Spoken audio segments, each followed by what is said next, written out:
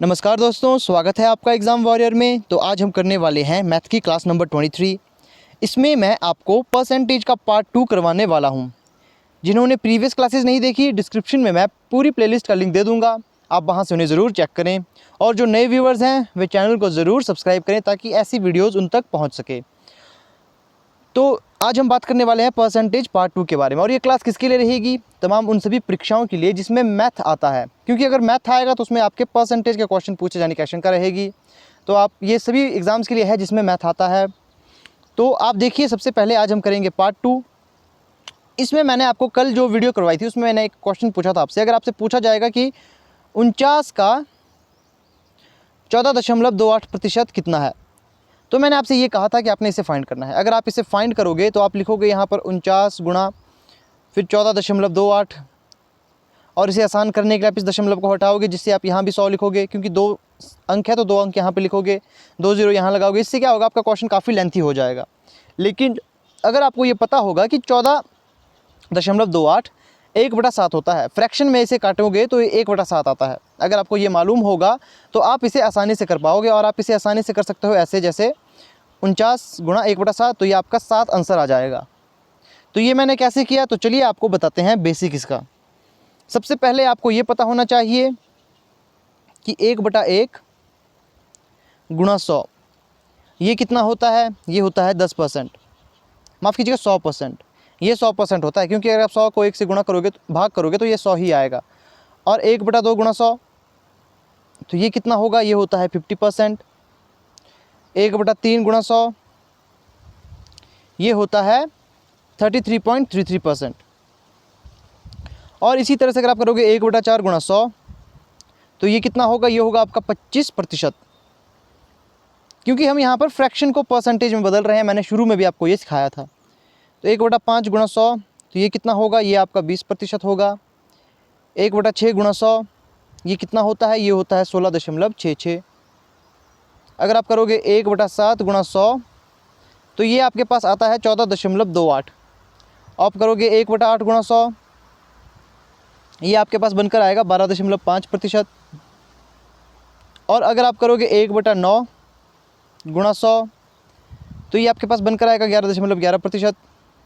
1/10 का आपके पास आ जाएगा 10%। मैं इसकी इमेज आपको दे दूंगा, जिससे आपको ये करने में आसानी रहेगी। अब देखिए, मैंने क्वेश्चन क्या पूछा था? मैंने पूछा था कि 49 का 14.28% कितना होगा। तो आप देखोगे 14.28 किसका है? तो ये 1/7 आता है। जब इसे हम सॉल्व करेंगे तो 1/7 यहाँ पर आता है। तो इसका मतलब है कि ये 1/7 यहाँ पर हम लिख सकते हैं। तो वैसे ही अगर हम करेंगे, यहाँ पर मैं क्वेश्चन आपको देता हूँ कि मान लीजिए आपने मुझे बताना है कि, जैसे क्वेश्चन है वो मैं आपको पूछता हूँ कि जैसे मान लीजिए आपने मुझे बताना है 6464 का आपने मुझे बताना है 12.5% कितना होगा। 12.5% कितना होगा इसका? तो अब देखिए, आपको पता होना चाहिए कि 12.5 आप देखोगे कहाँ पर है, तो 12.5 ये है। इसका मतलब 1/8 को जब हम परसेंटेज में बदलेंगे या फिर इसे गुणा करेंगे या भाग करेंगे, तो हमारे पास जो 12.5 आता है, तो हम यहाँ लिखेंगे 1/8, क्योंकि 12.5 हमारा 1/8 से आया था। तो 6464 गुणा 1/8, तो 8 64 और 0 लगेगा, क्योंकि भाग जब आप करते हो, अगर आप 2 संख्याओं को लगातार भाग करोगे तो आपने बीच में 0 लगानी है। तो 8 64, तो आपका 808 आपका आंसर यहाँ पर आ चुका। और एक क्वेश्चन मैं आपके लिए होमवर्क देता हूँ। आपने मुझे बताना है कि जो 4296 का 16.66% कितना होता है। ये मुझे आपने कमेंट करके, तो आप क्या करेंगे कि आप इसका स्क्रीनशॉट लें और इसे आपने याद करने की कोशिश करनी है। इसे आपने याद करने की कोशिश करनी है, ये काफ़ी फ़ायदेमंद रहेगा आपके लिए।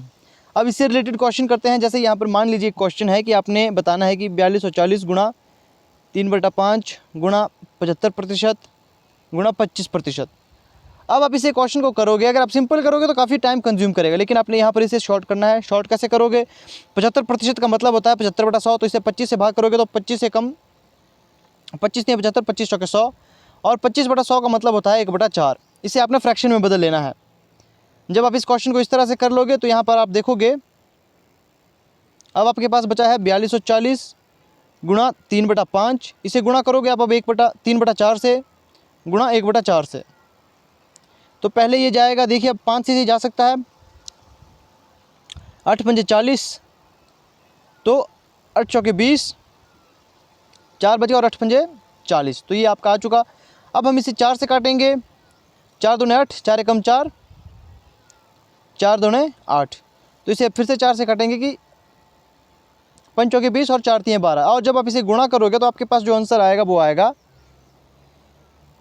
आपके पास आएगा 3 तिये 9, और 53 को जब आप 9 से गुणा करोगे, जब आप 53 को 9 से गुणा करोगे तो 3 9 27, 2 हसल आपके पास बचती है, 5 9 45, तो ये आपके पास आएगा 477, आपके पास आंसर आ जाएगा। तो अब एक और क्वेश्चन करते हैं जिससे आपको आसानी से समझ आ जाएगा। जैसे मान लीजिए क्वेश्चन है कि आपने 1648 का आपने मुझे बताना है कि 87.5% कितना होता है। अगर आपको चार्ट याद होगा तो आपको पता होगा कि ये जो 87.5 है ये कहाँ पर आता है, ये यहाँ पर आ रहा है, इसका मतलब है 7/8। तो ये हम आसानी से निकाल सकते हैं, ये कितना होगा, ये होगा हमारा 1648, गुणा करेंगे हम 7/8 को, 8 दूने 16 और 8 छिके 48, और जब आप इसे करोगे तो 7 छिके 42, 7 दूने 14, तो ये हमारे पास 1442 इसका आंसर आ जाएगा।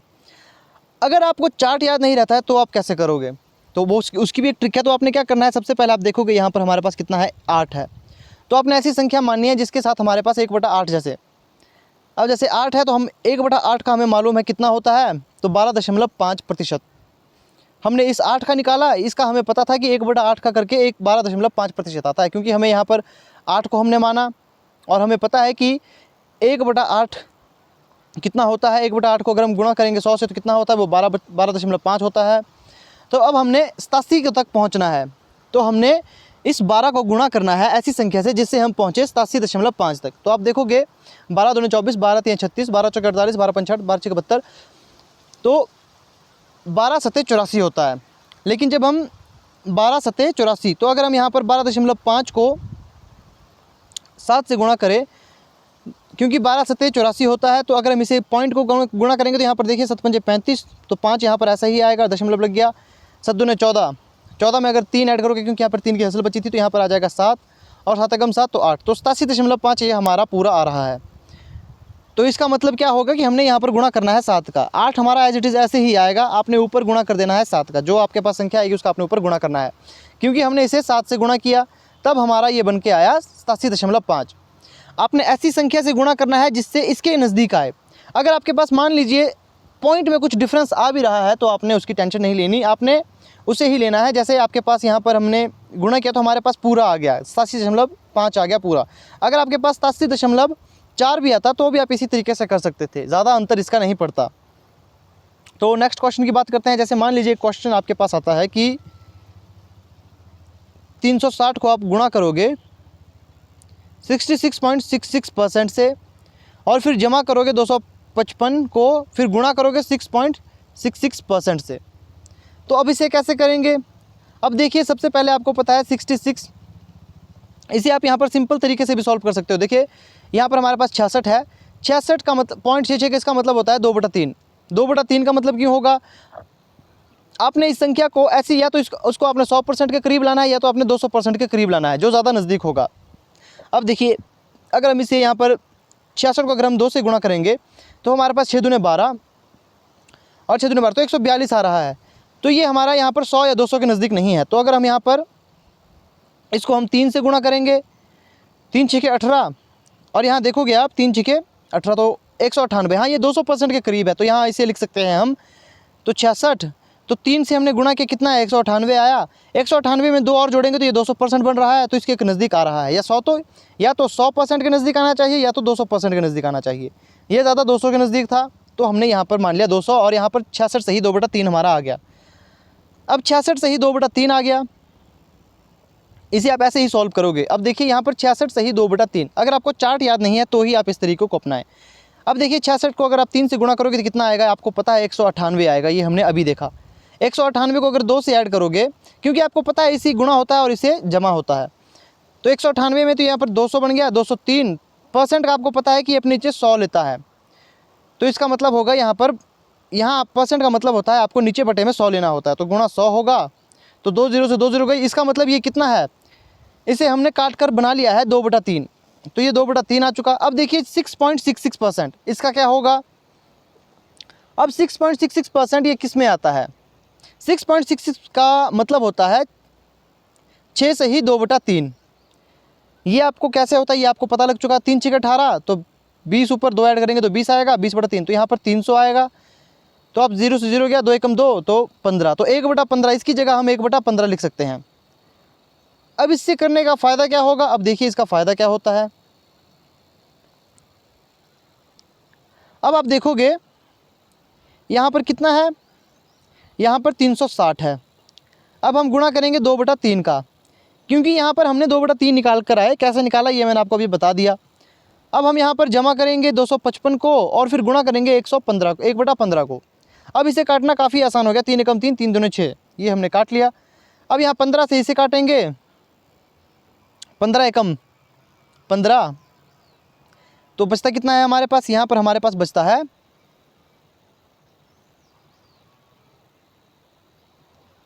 तो अगर हम यहाँ पे सिंपल इसे काटें, जैसे मान लीजिए अगर हम इसे 5 से काटेंगे कि 5 5 25, 5 एकम 5, तो 3 5 15, और ये जाएगा, ये आपका जाएगा 3 एकम 3 से, और 7 21, तो यहाँ पर हमारा आ चुका है 17। तो जब हम 17 यहाँ पर ऐड करेंगे, यहाँ पर आप देखोगे कितना आएगा, 120 में अगर हम यहाँ पर 2 को गुणा करेंगे तो हमारे पास आ जाएगा 042। अब इसे हमने जमा करना है कितने से? 17 से। तो हमारा जो आंसर आ जाएगा वो कितना आएगा? वो आ जाएगा 257। तो 257 हमारा आंसर आ चुका। देखिए अगर आप इस तरीके से क्वेश्चन करोगे जैसे क्वेश्चन में दिया होता है तो काफ़ी समय लगेगा। इस तरह से आप इसे आसानी से कर सकते हो। देखिए मुझे मालूम है अभी आपको समझ नहीं आ रहा होगा, बिना प्रैक्टिस के आपको ये समझ नहीं आने वाला है। एक वीडियो देखने से कभी मैथ के जो क्वेश्चन होते हैं वो समझ नहीं आ जाते जब तक आप खुद से प्रैक्टिस नहीं करोगे। और अगर आपको कहीं डाउट आता है तो आप मुझे कमेंट करके ज़रूर पूछ सकते हो। अब जैसे एक और क्वेश्चन लेते हैं। यहाँ मान लीजिए क्वेश्चन है कि 1331 है गुणा 9.09% और जमा करोगे 156 को, गुणा करोगे 58.33% से। अब इसे कैसे करना है? अब देखिए अगर आपको चार्ट याद होगा तो आपको पता लग जाएगा 0.9%। तो इसका मतलब 1/11 जब होता है तो हमारे पास 9.09% आता है। तो सीधे आप यहाँ पर लिख सकते हो 9.09, इसका मतलब यहाँ पर कितना आएगा? यहाँ आएगा 1/11, इसकी जगह पर 1/11 आएगा, और 58.33। चार्ट देखोगे आप तो 58.33 का मतलब होता है 7/12। इसका मतलब 7/12 होता है। तो यहाँ हम लिखेंगे सीधे 7/12। तो अब इस क्वेश्चन को करना काफ़ी आसान हो जाएगा। 1/11, तो देखिए ये कितने से जाएगा? तो ये आपका जाएगा 121, जमा होगा 156 और गुणा होगा 7/12। तो ये आपका कितने से काटेगा? ये आपका कटेगा 12 एकम 12, 12 3 36। तो जब आप इसे जमा करोगे तो हमारे पास 121 जमा करेंगे, इसे आप ऐड करोगे तो 7 21, 2 हसल तो 91। तो ये हमारे पास बनकर आ जाएगा 2 1 2, 212 हमारा आंसर आ जाएगा। अब मैं बता देता हूँ यहाँ पर आपको कि मैंने अगर आपको चार्ट याद नहीं होगा तो आप कैसे करोगे। ये तो मैंने चार्ट से करवाया, अगर आपको चार्ट याद नहीं होगा तो कैसे करोगे? तो इस वीडियो में इस बार अब आपने समझने की पूरी कोशिश करनी है। देखिए आपने सबसे पहले क्या करना है कि चार्ट आपको याद नहीं है तो आपने क्या करना है, आपको पता है यहाँ पर 0.9% है। आपने इसे 100 या फिर आपने इसे या तो 100 में बदलना है या तो 200 में। तो आप देखोगे यहाँ पर अगर मैं 9 को गुणा करूँगा 11 से तो 99 आएगा। 11 से मैंने इसे गुणा किया तो 99 आया, और 1 यहाँ पर ऐड करूँगा तो हमारे पास 1 आएगा, क्योंकि हमने इसे या तो 100% मान पूरा 100% निकालना होता है या तो 200% निकालना होता है। तो ये 100 के ज़्यादा नज़दीक है तो हमने यहाँ पर 100 लिया। तो यहाँ पर 100 99 आया, तो 1 ऊपर लेंगे जिससे कि हमारा 100 पूरा हो जाएगा। गुणा 99 किया 9 को और 100 ऊपर लिया क्योंकि यहाँ पर 9 था। तो जब आप इसे करोगे तो ये हमारे पास बनकर आ जाएगा। इसे गुणा करेंगे तो ये हमारे पास 99 ऊपर जमा करोगे तो ये कितना बनेगा? ये 100 बन जाएगा, 100/11। और ये प्रतिशत है, इस वक्त ये प्रतिशत है। तो यहाँ पर नीचे आपको 2 0 लेनी होगी क्योंकि 100 आपको यहाँ पर लेना होगा। प्रतिशत है, इसका मतलब 1/100 होगा। और जब आप इसे 100 से जब आप इसे यहाँ से 0 से 0 काटोगे तो आपके पास 1/11 आ जाएगा। ये आ चुका। अब ऊपर तो अब हम फाइंड करेंगे 58.33 का। अगर चार्ट याद नहीं है तो हमें पता है कि 58.33 कितना होता है, तो 58 सही 1/3 होता है। 58 सही 1/3 कैसे होगा? जब आपने 33 को ऐसी संख्या से गुणा करना है जो कि 100 के करीब या 200 के करीब है। तो आप इसे 3 से करोगे तो 99 आएगा, और 1 आप ऐड करोगे तो 100 बन जाएगा। तो इसका मतलब 1/3 यहाँ पर आएगा। जब आप इसे गुणा करोगे और इसे जमा करोगे तो कितना आएगा, ये आएगा आपके पास 175/3। और आपको पता है ये प्रतिशत है, तो इसका मतलब बटा में 100 गुणा होगा। जब 100 गुणा होगा तो ये 300 बन जाएगा। अब आपको पता है 25 सतह 175 और 25 को अगर हम 12 से गुणा करेंगे तो हमारे पास 300 आता है। तो 7/12 हमारा आ चुका है, जो कि चार्ट में अगर आप देखोगे तो 58.33 7/12 ही इसका आंसर है। तो ये थी आज की वीडियो। आई होप आपको वीडियो अच्छी लगी होगी और जो क्वेश्चन मैंने आपको करवाए आई थिंक आपको समझ आ चुके होंगे। अगर आपको समझ नहीं आते हैं तो आपने करना कुछ नहीं, आपने बस वीडियो एक बार फिर से देख लेनी है और खुद से ट्राई करनी है। जितना आप खुद से कोशिश करोगे उतने आपको ये ज़्यादा समझ आने वाले हैं। तो अगर आपको वीडियो अच्छी लगती है तो इसे शेयर ज़रूर करें और जो नए हैं वो इस चैनल को ज़रूर सब्सक्राइब करें और मिलते हैं नेक्स्ट वीडियो में।